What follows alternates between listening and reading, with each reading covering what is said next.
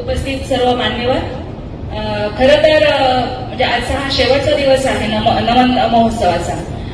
मी एक शिक्षिका आहे, त्यामुळे तुम्हाला मी सांगू इच्छिते की पुढच्या वेळेला ज्यावेळेला हा महोत्सव असेल त्यावेळेला सगळ्यात जास्त विद्यार्थी वर्ग किंवा लहान मुलं कशा प्रकारे येतील याच्यासाठी तुम्ही प्रयत्न नक्की करा, कारण ही आपली लोककला आहे आणि विशेषतः रत्नागिरी आणि सिंधुदुर्ग जिल्हा या जिल्ह्यांमध्ये ही लोककला प्रसिद्ध आहे आणि ही आत्ताच्या पिढीपर्यंत ही जाणं गरजेचं आहे।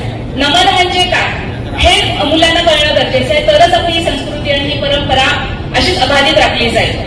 खरं तर या नमन ह्याच्यातून कार्यक्रमातून आपण ईश्वराची सेवा करतो, त्यांची स्तुती सुमनं गातो आणि अशी सेवा आपल्या विद्यार्थी मित्रांकडून किंवा मुलांकडून झाली पाहिजे। आपल्या पिढीला या सगळ्या गोष्टी कळल्या पाहिजे, यासाठी नक्कीच आपल्या महाराष्ट्र शासनाद्वारे हा कार्यक्रम राबवला गेला आहे। त्याच्या मागचा उद्देश सुद्धा हाच आहे की आपली परंपरा जोपासली गेली पाहिजे आणि हे कार्यक्रम तुम्ही जे हाती घेताय हे खूप म्हणजे आम्हालाही आनंद होतोय आणि अशाच प्रकारे तुम्ही पुढच्या वेळेला जे कार्यक्रम घेणार आहात त्याच्यामध्ये जास्तीत जास्त प्रेक्षक वर्ग कशा प्रकारे यासाठी नक्कीच तुम्ही प्रयत्न करा।